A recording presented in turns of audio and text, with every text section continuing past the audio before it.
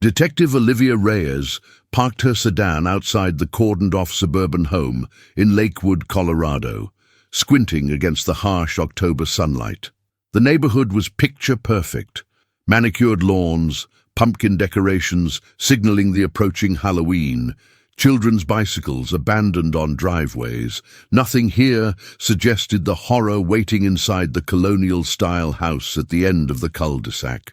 "Another one?" she asked, approaching her partner, Detective Marcus Chen, who stood at the perimeter of the crime scene, his face grim.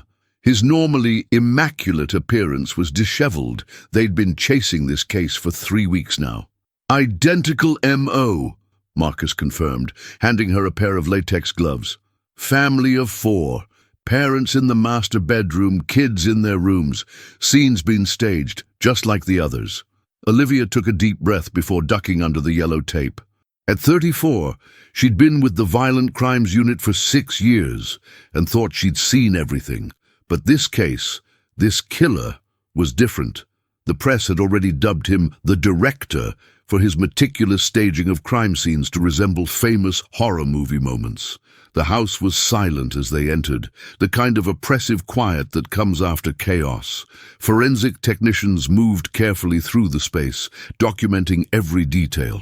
Olivia noticed the dining room table first, set for dinner with 4 plates of food, now cold and untouched. A family interrupted mid-routine. "Victims are the Morrisons," Marcus said, consulting his notes. "David and Sarah, both 42, and their children Emma and Jake, 15 and 12. Neighbors reported not seeing them for 2 days. Sarah's sister came by this morning when they missed Sunday brunch, and calls weren't returned." They climbed the stairs, each step bringing them closer to what Olivia knew would be a methodically arranged tableau of violence. The master bedroom door stood ajar, and the coppery scent of blood hit her before the visual did. "Jesus," she whispered, taking in the scene. David and Sarah Morrison lay in their bed, positioned as if sleeping peacefully, except for the precise incisions across their throats. The sheets were saturated with blood, but there were no signs of struggle. On the nightstand sat an old-fashioned alarm clock, stopped at precisely 3:15 a.m. "The witching hour," Marcus noted. "Same as the Broderick and Campbell scenes." Olivia approached the bed, careful not to disturb any evidence. "The cuts are clean, methodical. These people were sedated first." She pointed to the nearly invisible injection marks on their necks. "He wants them unconscious, compliant. It's not about watching them suffer." "The children's rooms are worse," Marcus warned as they stepped back into the hallway. He wasn't exaggerating. Emma Morrison's room had been transformed into a grotesque homage to a slasher film. Her body propped at her desk, head tilted as if studying, despite the knife protruding from her back. The walls were adorned with photographs, not family pictures, but stills from horror movies, meticulously arranged. Her brother's room mirrored another film's iconic death scene, his body posed by the window, as if looking out, waiting for someone. "This isn't about rage," Olivia said, stepping back into the hallway, needing a moment away from the calculated horror. "This is about creation. He sees himself as an artist." Back downstairs, Olivia noticed what everyone else had missed, a vintage movie ticket stub placed precisely on the entryway table. She carefully photographed it before having it bagged as evidence. "The director leaves a signature," she told Marcus, "a ticket to his own show." Later, at the precinct, Olivia stared at the evidence board. 3 families, 12 victims in total, all killed in their homes without signs of forced entry, all meticulously staged in scenes reminiscent of classic horror films. The victims shared no obvious connections. Different neighborhoods, different professions, different socio-economic backgrounds. The only common thread was that each family had attended a film festival at the renovated Monarch Theater in downtown Denver within weeks of their deaths. "He's selecting them there," Olivia realized, studying the ticket stubs collected from each crime scene. "The theater is his hunting ground." Captain Rivera approached, coffee in hand. "Reyes, Chen, press is having a field day with this. Mayor's office is breathing down my neck. Tell me you've got something." "We need to look at the Monarch Theater," Olivia explained. All victims attended screenings there before they were killed. The killer could be staff or another patron. He's choosing them carefully, studying them. The theatre's hosting a horror retrospective all month, Marcus added, scrolling through his phone. Different theme each week. Get over there, Rivera ordered, but keep it quiet. If the killer works there and gets spooked, he might disappear or accelerate his timeline. As they drove to the theater, Olivia couldn't shake the feeling that they were missing something fundamental about these crimes. What kind of person recreates horror movie deaths with such precision? She wondered aloud. Someone who can't distinguish fantasy from reality? Marcus suggested. Or someone trying to tell a story only they understand. The Monarch Theatre stood as a relic of old Hollywood glamour, recently restored to its former glory. Art Deco patterns adorned the facade, and a marquee announced the ongoing Masters of Horror Festival. Inside, the lobby was decorated with vintage movie posters and memorabilia. Can I help you? The manager, a thin man with wire-rimmed glasses named Edwin Porter, approached them cautiously. Olivia flashed her badge discreetly. We'd like to ask about some of your recent patrons and see your employee records. Edwin's eyes widened slightly. This is about those murders, isn't it?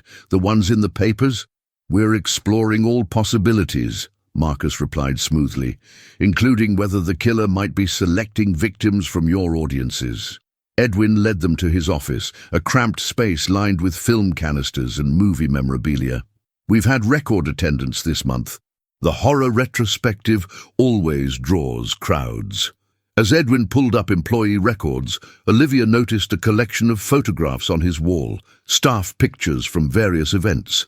In several of them, the same face appeared repeatedly, sometimes in the background, sometimes more prominently. A man with intense eyes who seemed to be studying the patrons rather than engaging with the events. "Who's that?" she asked, pointing. Edwin squinted. "Oh, that's Leonard Crane. He's our projectionist. Been with us since the renovation. Bit of a loner, but knows more about horror films than anyone I've ever met." "Is he working today?" Marcus asked. "No, he's off until tomorrow night. We're showing a Hitchcock double feature." Olivia and Marcus exchanged glances. A lead, finally, but was it their killer or just another dead end in a case rapidly consuming their lives? Leonard Crane's apartment was located in a converted warehouse in Denver's River North Art District, the kind of industrial chic building that attracted artists and eccentrics. The detective duo had obtained a warrant based on Leonard's employment at the Monarch Theatre and his access to all the victims, but Olivia wasn't convinced it would be that simple. "Killers this organized don't usually leave obvious trails," she cautioned as they ascended in the freight elevator. "If it is Crane, he'll have compartmentalized. Home might be clean." "Sometimes we get lucky," Marcus replied, but his tone suggested he didn't believe it either. They knocked on the metal door of apartment 4B. No response. With the warrant in hand, they had the building manager unlock the door. The space that greeted them was unexpectedly austere. Minimalist furniture, white walls, hardwood floors, not the cluttered den of movie memorabilia they had anticipated. "Doesn't feel right," Olivia muttered, slipping on gloves. "This place is too normal." They moved methodically through the apartment. The kitchen was barely used, with a single plate, bowl, and set of utensils neatly arranged by the sink. The refrigerator contained only essentials: milk, eggs, vegetables. The living room featured a single leather couch facing a blank wall. No television, no photographs, no personal touches. "Check this out," Marcus called from the bedroom. He pointed to the closet where identical white shirts and black pants hung with mathematical precision, evenly spaced. "Our guy likes order." Olivia's attention was drawn to the only decorative element in the room, a framed movie poster for Hitchcock's Psycho above the bed. Something about it seemed off. She stepped closer, noticing the frame was mounted on hinges. "It's a door," she realized, swinging the frame outward to reveal a hidden room. The contrast couldn't have been more stark. While the apartment was minimalist and impersonal, this hidden space was a shrine to cinema. Walls covered with movie posters, shelves lined with film reels, books, and memorabilia. A desk dominated the center, supporting 3 computer monitors and a complex editing setup. "Holy shit," Marcus whispered. The walls were covered in photographs, not just movie stills, but surveillance photos of families. Olivia recognized the Morrisons, the Brodericks, the Campbells, all smiling, unaware they were being watched. Beneath each family's collection of photos were detailed notes, daily routines, work schedules, security systems, pets. "He's been stalking them," Olivia said, her stomach churning, studying them like characters in a film. Marcus pointed to another wall, where photos of 3 new families were displayed, the next targets. "We need to get these people into protective custody immediately." As Marcus called it in, Olivia examined the desk. One drawer contained ticket stubs, dozens of them, identical to those found at the crime scenes. Another held a leather-bound journal. She flipped it open, finding detailed accounts of each murder, written with clinical detachment. "October 4th, she read aloud. "The Broderick family. Performance went as planned, though the youngest child woke briefly during setup. Minor adjustment to sedative dosage required for future performances." Marcus ended his call and joined her. "Rivera's dispatching units to the potential victims now. What kind of psychopath are we dealing with?" "One who sees murder as art," Olivia replied, continuing through the journal. "Listen to this. Audiences have become desensitized to fictional horror. True fear can only be achieved by bringing the fantastical into reality. My work bridges this gap, creating authentic moments of terror preserved forever in tableau vivant." He's making real-life horror movies, Marcus realized, with real victims. A notification sound from one of the computers drew their attention. Olivia moved the mouse and the screen came to life, revealing a live feed of a family home, one of the 3 potential targets they'd just identified. "He's watching them right now," she breathed, checking the timestamp. "This is live." Marcus leaned closer. "That's the Sullivan family, 247 Oakwood Drive." "The units won't get there in time," Olivia said, grabbing her phone. "Look at the time code. This was recorded hours ago. He's already there." They raced from the apartment, sirens blaring as they sped toward Oakwood Drive. Olivia's mind raced through what they knew about the director. He sedated his victims first, ensuring they couldn't fight back. He took his time arranging them, creating his macabre scenes. There might still be time. The Sullivan house was dark when they arrived, the street quiet. No patrol units had reached it yet. Drawing their weapons, they approached cautiously, Olivia taking the front while Marcus circled to the back. The front door was unlocked. Never a good sign. Olivia pushed it open, the hinges creaking slightly. The house was silent, except for the soft ticking of a grandfather clock in the hallway. "Police!" she called out. "Mr. and Mrs. Sullivan?" No response. She moved deeper into the house, sweeping each room methodically. The living room was untouched, family photos smiling down from the mantel. The kitchen showed signs of a meal interrupted, pasta half prepared on the stove, now cold. A soft thud from upstairs froze her in place. Someone was still in the house. "Marcus," she whispered into her radio. "Movement upstairs. Coming in?" "Back door's clear," he responded. "Coming around to you."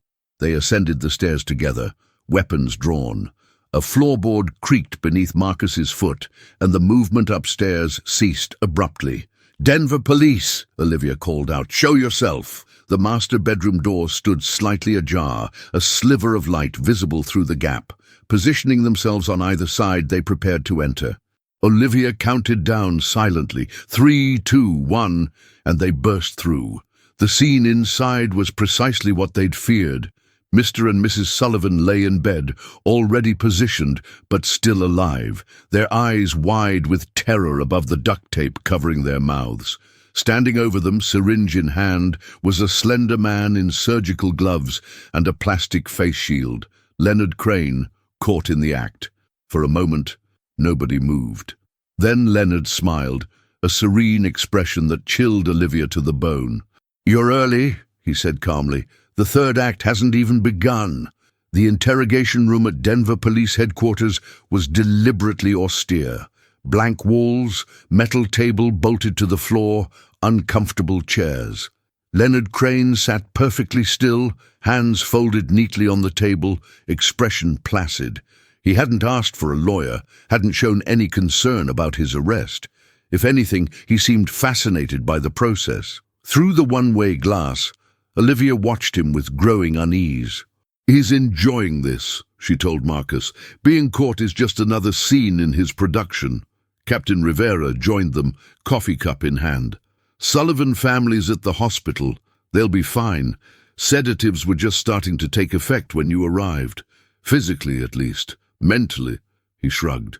"That's another story." "We found detailed plans for 3 more families after the Sullivans," Marcus said. All had attended screenings at the Monarch. All had been under surveillance for weeks. Rivera nodded grimly.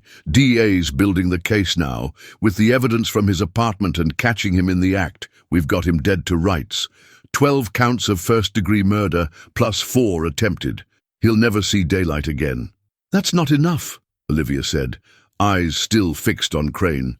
"We need to understand why. What turned a movie projectionist into a serial killer who recreates horror film deaths?" "Does it matter?" Rivera asked. "Some people are just wired wrong, Reyes. It matters to the families," she insisted, "and it might matter for future cases. This level of organization, this methodology, I've never seen anything like it." Rivera sighed.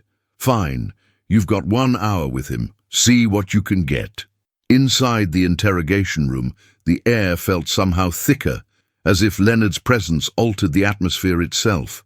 He smiled politely as Olivia sat across from him, Marcus taking position in the corner. "Detective Reyes," Leonard said, his voice soft and measured, "and Detective Chen. I wondered when we'd have our conversation."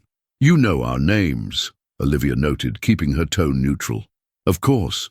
You've been leading the investigation into my work. I've followed your progress with interest." He tilted his head slightly.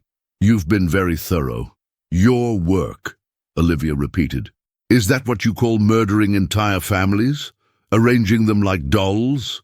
Leonard's expression remained unchanged. "I create moments of transcendent terror, Detective.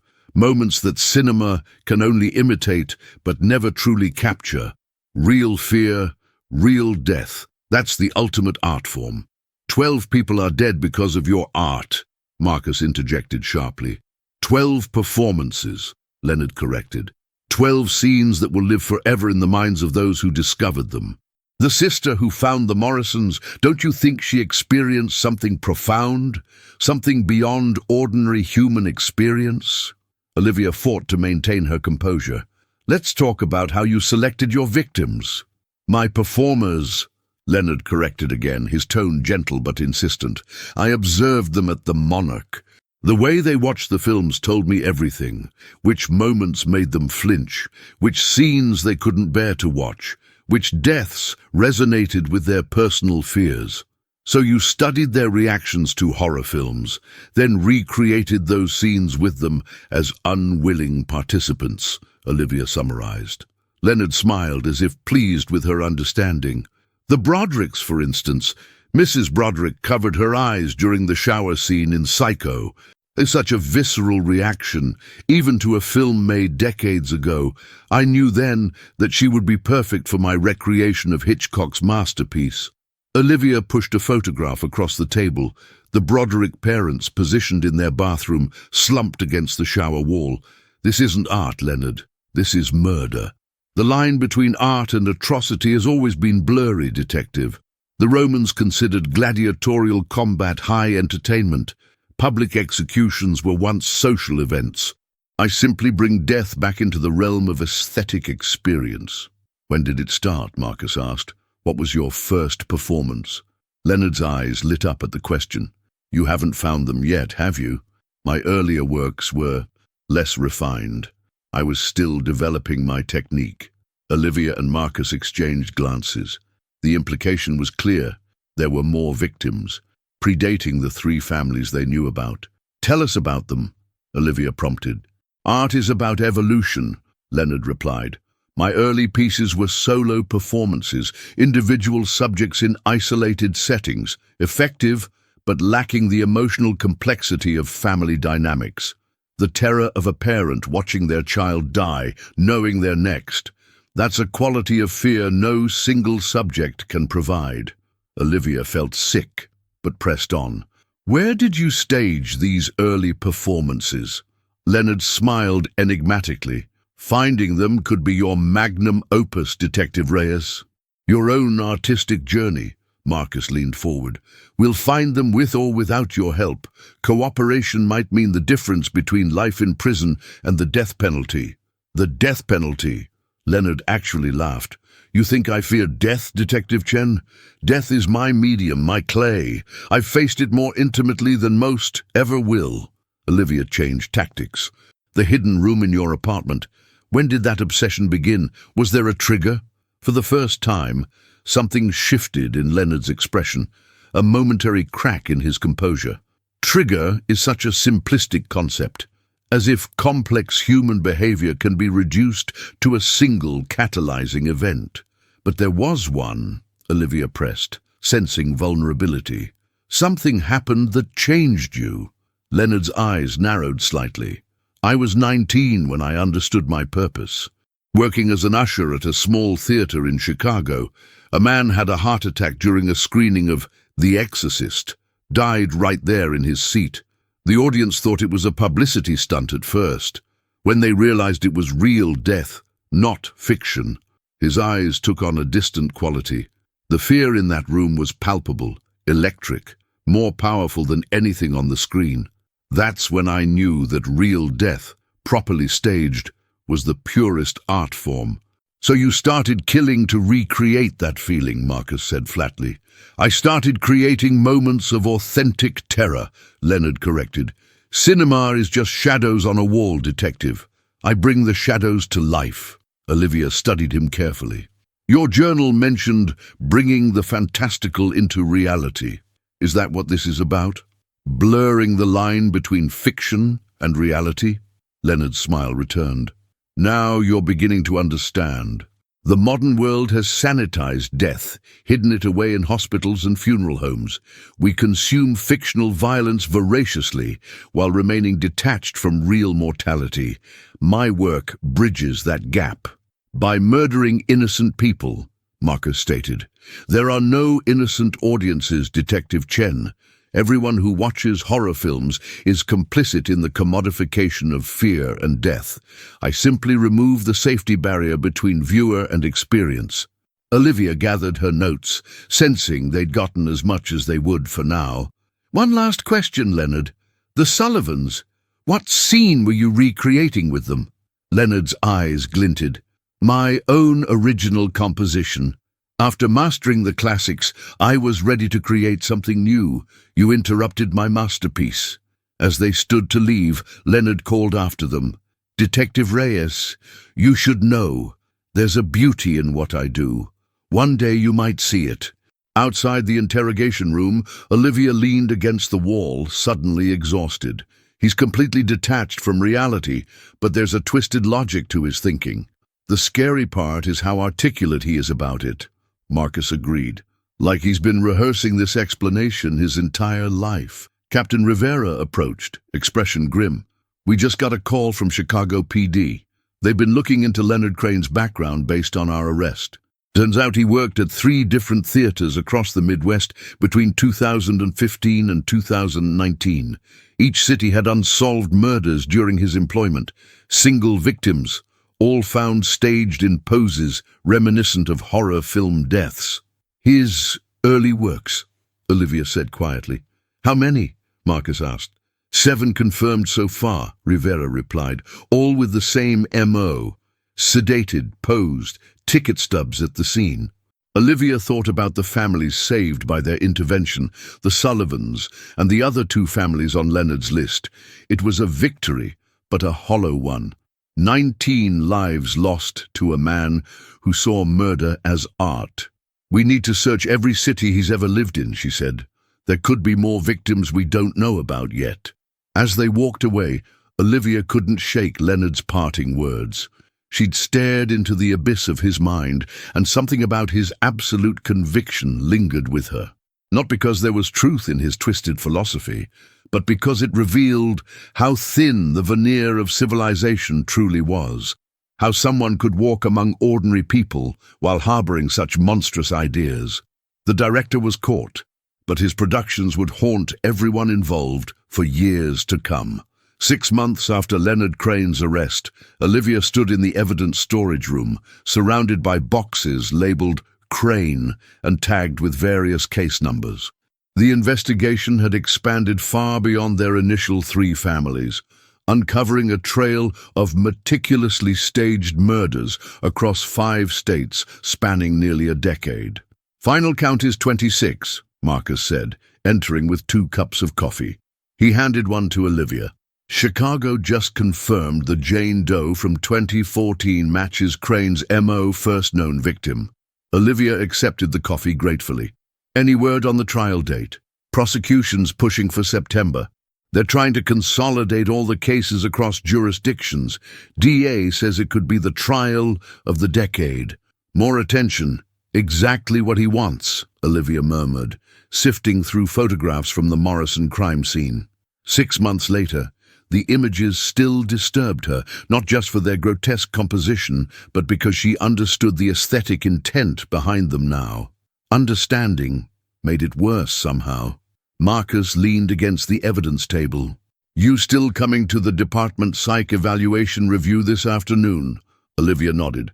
After capturing Crane, both detectives had been required to undergo psychological assessments, standard procedure after extended exposure to traumatic crime scenes. Today they would receive the results. "I'm fine, you know," she insisted. "The case is closed. We got him." Marcus studied her face. "Did we? Sometimes I think we just became part of his narrative." She knew what he meant. Since his arrest, Crane had given dozens of interviews to law enforcement agencies and, more disturbing, had received hundreds of letters from the public, some expressing outrage, others a twisted admiration. The case had spawned articles, podcast episodes, even plans for a documentary. The director's performances had found their audience. Later that afternoon, Olivia sat across from Dr. Eleanor Winters, the department psychologist, in a comfortable office designed to put officers at ease. The walls were a calming blue, adorned with credentials and abstract art. "Detective Reyes," Dr. Winters began, "I've reviewed your assessment, and while you're cleared to continue full duty, I do have some concerns I'd like to discuss." "I'm fine," Olivia said automatically. "The case affected me, of course, but it's nothing I can't handle." Dr. Winters smiled gently. "Your resilience isn't in question. However, your responses indicate some cognitive dissonance regarding the Crane case. You've been visiting him in prison." Olivia shifted uncomfortably. She hadn't told anyone about those visits, not even Marcus. "It's for the investigation. There are still unanswered questions about his earlier victims." "The visits aren't officially sanctioned," Dr. Winters noted. "And according to prison records, you've been there 6 times in the past 2 months." "He talks to me," Olivia admitted. "Won't speak to the other investigators." "And why do you think that is?" Olivia hesitated. "He says I'm the only one who understands his work.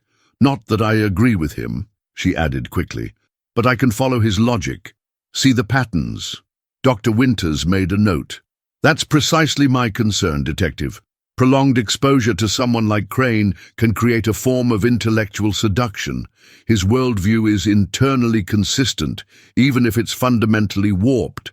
That consistency can be compelling." "I'm not being manipulated," Olivia insisted. "I know what he is." "Do you, Doctor?" Winters asked gently. "In your assessment, you described his crimes as atrocities, but also as meticulously crafted. You referred to his journal as disturbing but insightful. These are not typical descriptors for the work of a serial killer. Olivia felt a flicker of defensiveness. I was being precise. Understanding his methodology is crucial to preventing similar crimes. Of course, Dr. Winters agreed, but understanding can sometimes blur into a form of appreciation. The human mind naturally seeks patterns, meaning Crane's actions were horrific, but undeniably deliberate, planned. That purposefulness can create a false sense of deeper significance. The observation hit uncomfortably close to home. Olivia had indeed found herself analyzing Crane's compositions with increasing detachment, noting the references to classic films, the symbolic positioning of victims, the thematic consistency across scenes. "What are you suggesting?" she asked. "Simply that you maintain perspective," Dr. Winters replied. "The fascination you feel isn't uncommon among investigators who work closely with organized killers, but it's important to recognize it for what it is, a professional hazard, not an insight into some profound truth." After leaving Dr. Winters' office, Olivia found herself driving not toward home, but to the Colorado State Penitentiary. She hadn't planned the visit, yet here she was, signing in at the visitor's checkpoint, surrendering her weapon, passing through the series of heavy security doors that led to the high-security wing. Leonard Crane sat waiting in the visitation room, hands cuffed to the table. 6 months of incarceration had changed him little. He remained slender, composed, his eyes alert and intelligent. He smiled when he saw her. "Detective Reyes, I wasn't expecting you today." Olivia sat across from him. "This is my last visit, Leonard." His smile faltered slightly. "Has something changed?" "Yes," she said firmly. "I'm done trying to understand you. There's nothing more to learn here." Leonard studied her face. "You're lying to yourself, Detective. You come here because I offer something no one else can, a glimpse into the void, a perspective beyond conventional morality. You're drawn to that perspective. I'm drawn to justice for your victims," she countered. "My performers," he corrected automatically. "And justice is subjective, Detective. What society calls justice, history often reinterprets as mere vengeance or moral panic." Olivia leaned forward. "You're not an artist, Leonard. You're not a philosopher. You're a murderer who can't distinguish between fiction and reality. There's nothing profound in what you did, just the sad delusions of a man who couldn't tell the difference between movies and real life." For the first time since she'd known him, anger flashed across Leonard's face, a momentary crack in his carefully maintained composure. "You don't believe that. You've studied my work too carefully to dismiss it so easily." "I studied your crimes," she corrected. "And yes, I wanted to understand the mind behind them, but there's nothing there worth understanding, just emptiness masquerading as depth." Leonard's hands clenched, the handcuffs rattling slightly against the table. "You're afraid, not of me, but of what I represent. The possibility that your moral certainties are just conventions, that the boundaries between art and atrocity are more permeable than you'd like to admit." "No," Olivia said, rising from her chair. "I'm afraid of how easily humans can rationalize evil, how we can dress up our darkest impulses in intellectual costume and call it meaning. That's what you did, Leonard. Nothing more." She turned to leave, but his voice stopped her. "The Sullivans would have been my finest work," he said softly. "The father was to witness everything before his own death, the ultimate voyeur forced to become participant. The horror in his eyes would have been transcendent." Olivia turned back. "The Sullivans are in therapy. Their children are having nightmares. There's nothing transcendent about the suffering you caused." "Suffering is the most authentic human experience," Leonard insisted. "I simply gave it form, purpose." "Goodbye, Leonard," Olivia said firmly. "Enjoy your life sentence." Outside the prison, the late afternoon sun bathed the mountains in golden light. Olivia stood in the parking lot, breathing deeply, feeling as if she'd broken free of something heavy and constricting. Her phone buzzed, a text from Marcus. "Sullivan family wants to meet. Say they're ready to talk. Tomorrow, 2 p.m.? Olivia smiled slightly. The Sullivans had declined all interview requests until now, focusing on their recovery. That they felt ready to speak was a positive sign. She texted back, "I'll be there." Driving home, Olivia thought about what Dr. Winters had said about intellectual seduction. There was truth in it. She had allowed herself to be drawn into Leonard's narrative, to give his actions the dignity of serious analysis. But at its core, his philosophy was empty, just elaborate justification for sadism and narcissism. The next day, Olivia and Marcus sat in the Sullivans' new home. They'd moved after the attack, unable to return to the house where they'd nearly died. The family's trauma was still evident in subtle ways. The multiple locks on the doors, the security system panel prominently displayed, the way Mrs. Sullivan startled at unexpected noises. But there was resilience, too. "We wanted to thank you," Mr. Sullivan said, his voice steady despite the emotion behind it. "The therapist said talking to you might help provide closure." "We're just glad we got there in time," Marcus replied. Mrs. Sullivan reached for her husband's hand. "The doctors said another few minutes, and the sedatives would have been fatal. You saved our lives."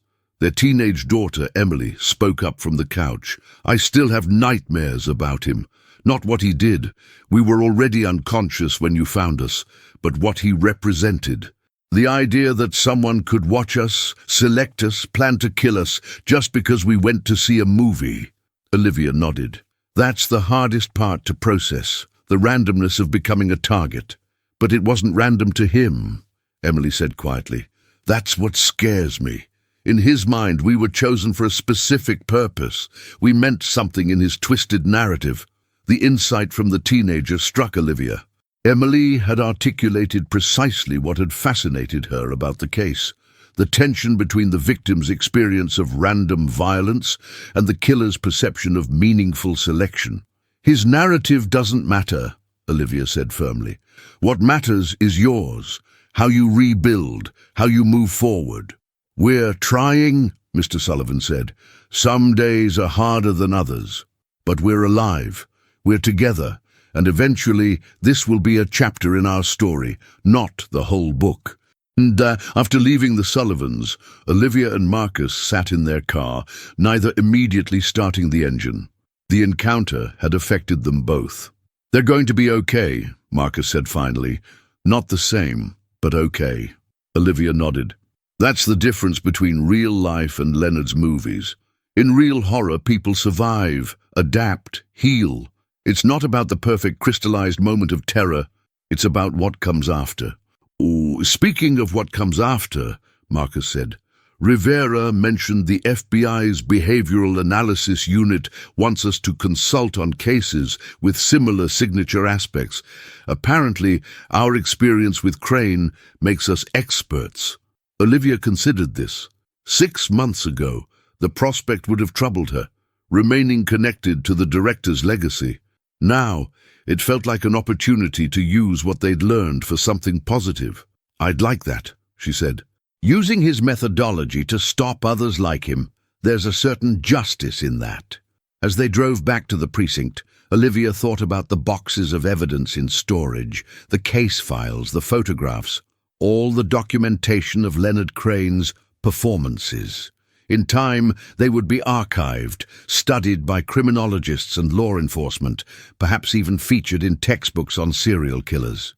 But the true story wasn't in those clinical records. It was in the resilience of the Sullivan family, in the ongoing recovery of the survivors, in the quiet courage of people rebuilding lives shattered by senseless violence. That was the narrative worth following. Not the calculated horror of a killer who confused cruelty with creativity, but the authentic human capacity to endure and eventually to thrive again. The director's final act had failed. The story continued without him, and it was better for his absence.